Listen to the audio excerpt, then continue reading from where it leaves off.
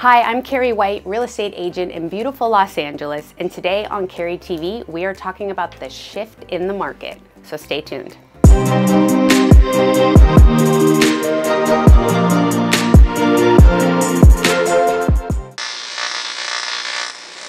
We are seeing the inevitable shift in the market. However, it's not what you think. The rapidly increasing sale prices have suddenly slowed down. Sales are dropping, rates are rising, and buyer demand is ticking down. So what does this truly mean? Well, I'm here to break it down. At the end of April in the city of Los Angeles, 17.5% of listings had a price cut as of April 8th, which is up 14% from March 11th. However, almost 72 out of every 100 homes is still seeing sales price above asking, right? The rise in interest rates, now over 5.5% for a 30-year fix, sent a shock to the system in April, where we saw a very sudden pumping of the brakes for home buyers. After that shock subsided a bit, we saw buyers jump back into the market as of recent.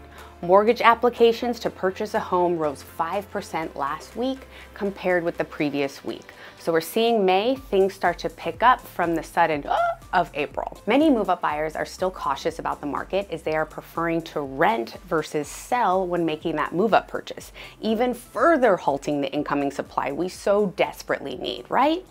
Keeping your current home is another way for homeowners to hold on to their low mortgage rates. Americans are also staying in their homes for longer in general. Have you heard that stat? The typical US homeowner in 2021 had spent 13.2 years in their home, and that's up from 10.1 years in 2012. So for the last 10 years, we are seeing people stay in their homes 3 years longer. And you know what this used to be? This used to be 7 years. So it's wild to see people staying in their homes much longer, mostly due to this inventory crunch, right? Many homeowners haven't been selling because housing prices have surged so much that they're worried they won't be able to find a replacement home. That's not a good feeling, right? The rise in prices has helped homeowners build equity, but often not enough to afford the house they want next. And higher mortgage rates are now making that next move a little bit tricky. On the flip side, there's a lot of caution and worry in the market as sellers. Why? Because we've never in history seen anything like this market. We've also never in history had this many humans on the planet and this lack of new home building. However, many homeowners want to sell now because they're concerned that if rates keep going up, it will hurt home buyer demand and they'll have to drop their price. So they're cautious and scared. Rising interest rates are always a shock at first, but people still have to move. Some sellers will have to adjust their expectations on the increase of prices and understand on the purchase they may not be able to afford the same house they could have 2 years ago, right? So it's really important to look at expectations. So what about inventory? In 2020, the active listings in California began to contract rapidly. Obviously, nobody wanted anybody in their home.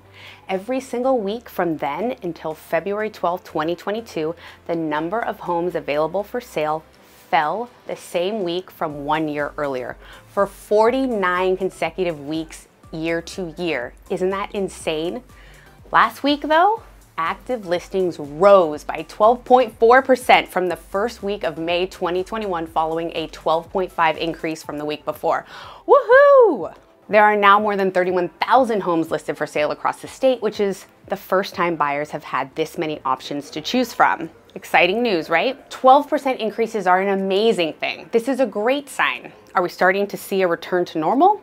Well, 30+ offers on a home is not normal at all. Inventory has been a hot button in this market, and it's a great time for those discouraged buyers to now get back into the mix, right? But really, all this talk about interest rates, right? Has anybody been seeing constant information about interest rates rising? Well, let me really break it down for you. 3%, 4%, 5%. Most laugh it off and say, oh my gosh, these are crazy numbers. But if you really dig into the numbers, you'll see the impact on your payments and why it's so significant.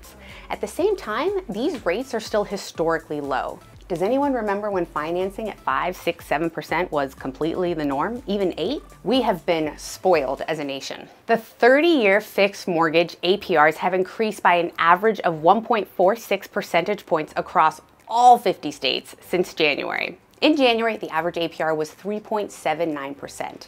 In April, it was 5.25. Nationwide, rising APRs are causing new mortgage payments to increase by an average of $258.57 a month. To put that figure into perspective, that monthly increase amounts to an average of $3,102 in extra costs each year and an average of $93,000 in extra costs over the lifetime of a 30-year loan. Because this is a market we've never seen before, many people feel frozen to make a decision. You can do nothing, right, and wait and see what happens. You can watch all the confusing headlines and be worried, or you can make an informed decision for you and your loved ones. The only time to keep costs down, whether you buy now or move up now, is to get into a home sooner than later. We have successfully helped our private clients navigate this confusing and shifting market to help them achieve their various real estate goals. My overall take, what does this really ultimately all mean? It's never been a better time to buy, to hedge against rising rates and prices, and it's never been a better time to discuss housing and building with your local government, and it's never been a better time than to work with an expert on the art of the move-up buyer in this shifting market. Thank you for watching, everyone. We will see you next time on Keri TV.